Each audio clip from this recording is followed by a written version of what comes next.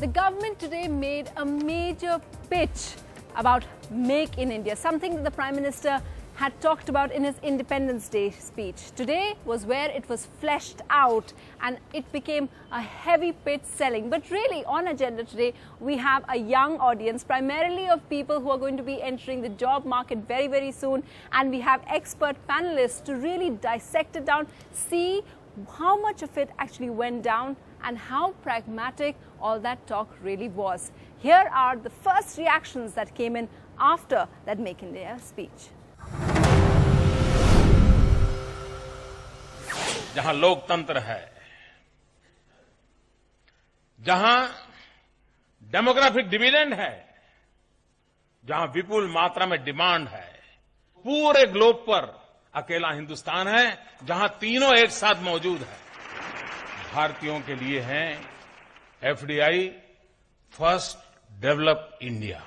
सरकार होने से काम होता नहीं है, सरकार होने का एहसास होना चाहिए। Made is always in the past.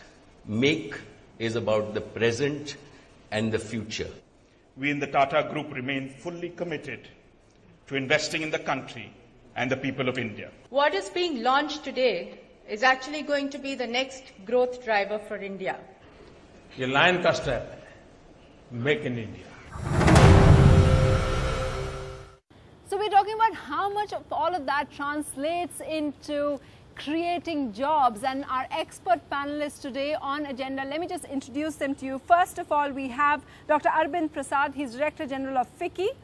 We also have Ashok Rao, he's been with the manufacturing industry for the last 35 years. Now he's President National Consideration of Officers Association. We have Nirmal Singh, he's done this entire study which is backed by CII on employability. And also we have a student voice himself, the president of ISEC, Vineet Arora. First of all, if I can start with you, sir, tell us, when it came down to it as an industry voice, how much of it sounded like, well, we're going to get lots of job creation? Yes, so the focus is on manufacturing. And to support that, there is a focus on creating infrastructure, urban cities, smart cities, and facilitating or ease of doing business. So the job creation, and of course, focus on a skill development. So job creation will come in employment in manufacturing industry itself.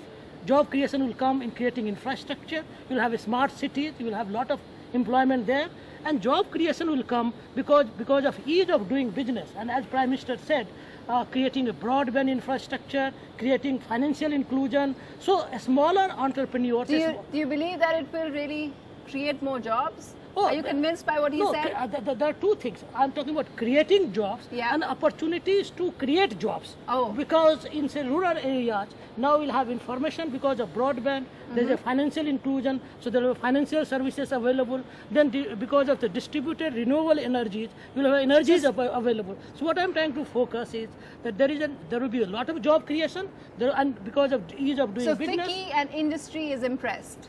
Of course, there's a lot of opportunities, and I definitely see that the youth will skill up and avail the opportunities both in organized sector and creating jobs themselves. So obviously it's become a huge rallying ground and a major pitch by the government, but their audience is really the majority of this country, which is under 35. And some of these students over here, I just want to show of hands, how many of you were really, really impressed by what you heard and believe that it will improve your lives? And who wasn't then? Is there anyone who wasn't? Okay, so a lone figure. Okay, just a quick reaction. Why? What impressed you? Actually, the thing is that we are able to create a job opportunities or not. That's a secondary reason. But the government is taking an initiative. That's the main thing. Which you think was missing before? Yes, of course it was missing. That we were going outside, and the companies now would be coming on in India for the creation of jobs. So that's a positive thing. That would be a result in economic growth. Okay, and what impressed you? India has become a red carpet market rather than a red tape market, because many of the companies were abandoned in abroad, and government has opened good opportunities to just facilitate the jobs and employment. Okay, Ashok Rao, some of these buzzwords seem to have caught on. Not a red tape market, red carpet market. But you're not that impressed, are you? It's not a question of my being impressed or not. When you use the word make India, make in India, what does it mean?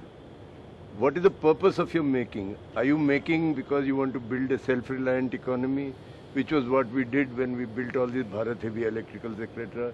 Are you building because you want to generate wealth? Then you must have value addition. Are you doing because you want to create employment? I mean, what is your objective and focus? That has to be very clear.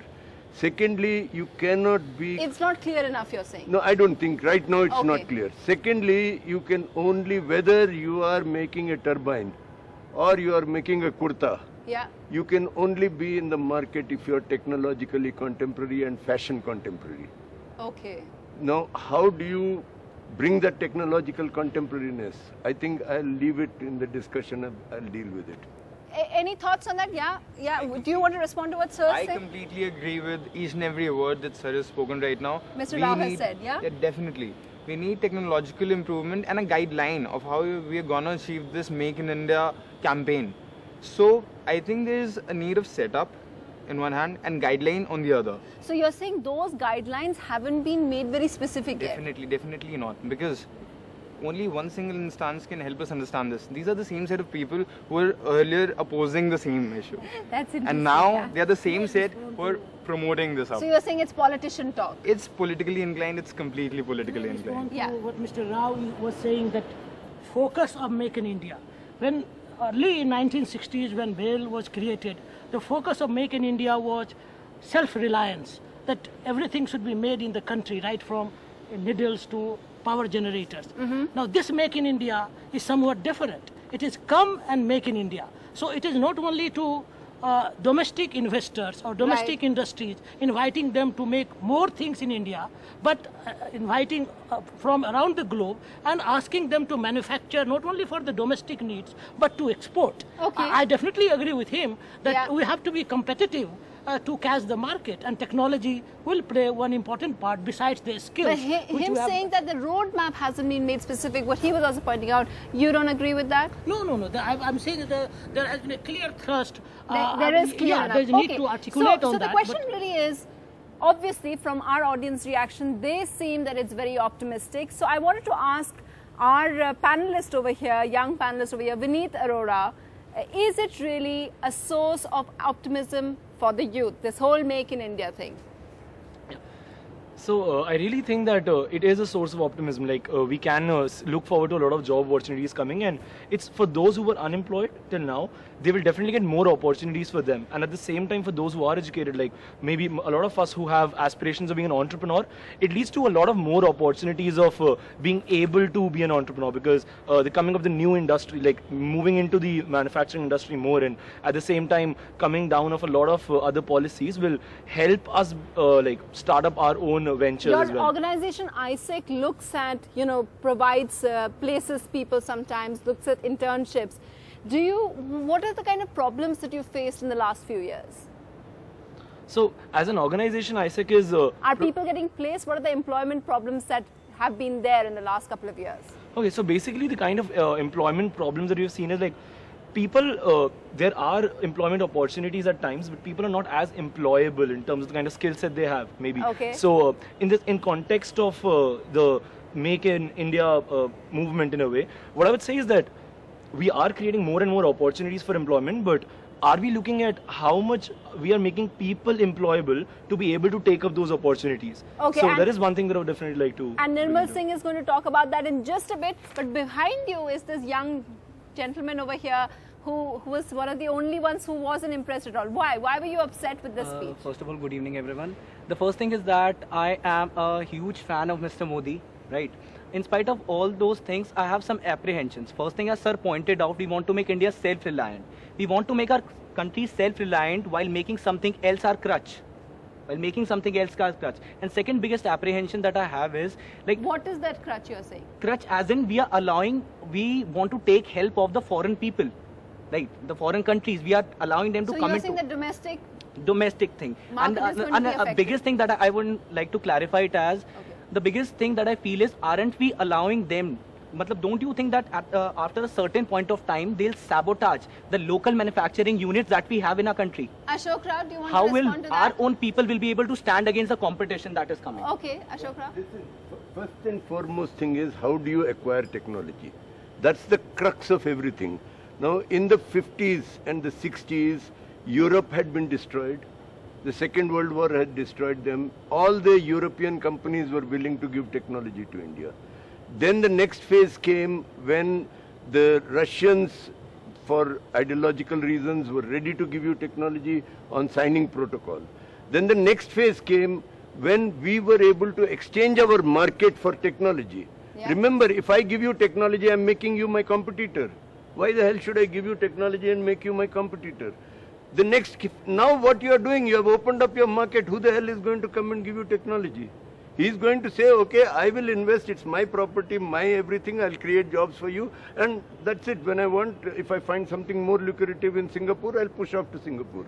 So if you want to build, make in India, not just something which is located in India, but which adds value in India, which adds wealth in India, then you must be technologically contemporary. There is no other alternative. And how do you do that? That you cannot do unless either you have very focused R&D like we have done with Mangalyaan, which we don't have broadly in industry, or you ensure some instrumentality with which you will get the technology. Dr. Prasad, do you want to respond to that? Yeah. How do you sort that? No. There are two issues. One, he said that from outside industry and will take away the local industry. Now, that option is just not available today. We have to compete. There is just no choice that we can not compete. Yeah, you wanted to say something? There were discussions about the self-reliance and all the things in this argument, but the thing is that has anybody pondered upon why manufacturing sector was lagging behind yet? Why the earlier government has not focused upon it? The thing is that people, what they think is that the trading will bring them surer returns compared to what manufacturing will bring. Manufacturing will require a lot of land, labor, and this is also a thing why people don't go for manufacturing. They prefer to buy imports, to get imports from the foreign countries. So my simple question to you is, do you think the Prime Minister has given answers to that in his speech? In his long... That is why I say that his approach is still unclear as what results it will bring. So Dr. Prasad, obviously a lot of the people over here, they all said that they appreciate the sentiment. They were all saying that they're fans of what he said, but obviously there are a lot of loopholes and lack of clarity in how it will be tackled. You see, I'm not going into the details of the specifics, what has been done. There have been a lot of things done. I'll just mention two things. One, that the focus on trust. What he mentioned, that not only trust on the common people, that when you attest, but trust on the business and industry. So are you saying it's a signal? So the signal that is coming out, that's good enough for now? No, that's not enough. You see, let me take the most, let's say, sexy industry that we call IT industry, which is a big boom. We are standing on one leg, not on two legs. Look at Korea, they have hardware and software. Look at China, they have hardware and software. What are our boys doing? They are developing software for somebody else to use in their hardware and make the value addition there. So you cannot have this make in India. Are they doing well that way? No, you may, look, you can get the crumbs, but you have to get the bread. That's the real thing. Let's focus on another really important aspect, which is employability. Is that, when you talk of Make in India, is employability a real problem? And that's where Nirmal Singh, I want you to come in, because your company does all those surveys which look at how many of the workforce, the huge workforce that is talked about in India because of the young population, what is the real problem there? So before I go there, just 2-3 words on the whole Make in India thing. I don't know, all of us could sense this, that this is the first time after almost 2-3 or decades we're talking about insourcing rather than outsourcing things. The last 2 decades we have been talking about outsourcing primarily, and look at what he's trying to say. He's saying, come here, I'll give you the environment, and possibly you could do best of the stuff, we have got best of the skills available. Second, I personally believe the skill side of it, there's a challenge on the skill side, because the companies which are going to come from outside will look at a process, certified people, skilled people, and it's after almost 5 decades we're going to talk about manufacturing. We have been last 2 decades talking about services. This is the first time the sentiment is around manufacturing. So it means, are we skilled enough to take up the jobs in manufacturing sectors? Most of the engineers, I mean, this is our services, most of the engineers from mechanical, from civil, from electrical are moving to IT. Now what does it show? It shows there's a huge opportunity in the services sector, but there's less opportunity in the manufacturing sector. If manufacturing company starts coming here, there's a huge dearth of real skilled and certified people. So how do we fix that? So number one is we have to understand the process of the companies which are going to come inside, or the companies which are going to set up shops here. So those are very process-oriented companies. It's not going to be only plain vanilla English. So last 2 decades we have been talking about English would get us skilled. No, possibly. This is the first time we're going to talk about functional knowledge of doing things. That's going to take a very, very core thing in next 2 decades time. Second, it's just a sentiment today. Today what he announced is a feeler. Yes. The real effect would come in next 3 to 5 years period. Because we all know that land acquisition, setting up shops, getting skilled takes between 5 to 7 years period. Right. I think our focus has to be that person, all the people in the area or the candidates in the area have to be skilled enough to take functional jobs. Okay. So I just wanted to ask, do you think that you guys are being prepared to take on industry, to go into the market? You are? Yeah. Definitely, we'll certainly want to get into the industry if we are provided the means to get into. And do you know, so is anyone providing the means? There are two aspects of the same coin, you see. First is the idea that Mr. Modi gives, and the other is the applicability of that idea. We love the idea, we definitely do. But we are not really sure about the applicability of that very keen idea of inviting MNCs, providing jobs and employment to people. Okay, the young lady in pink, you wanted to say something? Yeah. I feel though what is going to happen eventually, we should leave it for further discussion. But even as somebody has to make a start. When you are saying like there are more job opportunities in IT sector, create the opportunities in the other sectors. If he's openly giving a warm welcome to the foreign companies to come in and create job opportunities, why should we be reluctant? Let it happen. Let the company come. You think people are reluctant right now? Yeah. I don't think that it is correct to say that anybody is reluctant about creating jobs. I mean, for God's sake, nobody would be. Yeah. But the real issue is that, there's now a lot of emphasis on skill development. Yes. I would like to tell our young friends that when they say skill, you have to have specific skill. Now, how do you go from general skill to specific skill? Yeah. It is that gap. I mean, let me just explain in a very brief way. For example, I leave the industry for a moment. I have got slum women whom I am giving Jan 6 stars training for 6 months. But those women don't get income from that certificate. Yeah. If I have to get them to get income, I have to make a kurta which you will buy. Yes. And you will buy that kurta only if they make a production skill. Right. And if the design is contemporary and fashionable. Sure. So unless all this is there along with the skill development, you will not translate skill into income. So we're That's totally the running point out of I'm time. making. I think Vineet just wants to add something before we wrap up. Yeah. So like coming to the skill development part of it, what I really think is that we need specific skill set for different sectors, like Sir just said. So, and it's more about experience in that sector. It's not only about learning the skill set, but having experience in being able to implement that skill set to go in this industry, in the manufacturing industry as such. And what I think is, just to put in perspective, it is a lot to do with the education system as well.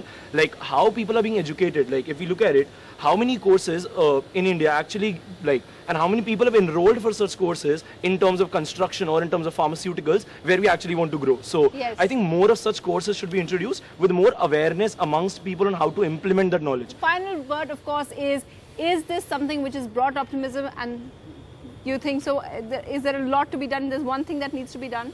No, on the skill side itself, we have discussed other things. There's a massive work which is being done on the skill certification, identifying the knowledge gap, curriculum framework, national skill qualification framework, where right now people, why don't they go to vocational training? Because once you go for vocational training, you cannot come to the formal education. So you're happy with the what is the system being created that at 10th level, if you go for the vocational training, at 12th level you can come back to the college. Okay. So all these structures are being created. Some of them have come on the public knowledge, some are still being worked out. But there is a massive work going on the skill development as well. Massive work going on, but of course what a lot of people seem to have come up with are great ideas. Obviously, there's huge amount of enthusiasm about the developments, but as many pointed out here, they need specifics, the actual roadmap of how that mission for making in India will be achieved. That's it on Agenda. Thanks to all my guests and of course the young audience over here. Thanks for watching. Goodbye.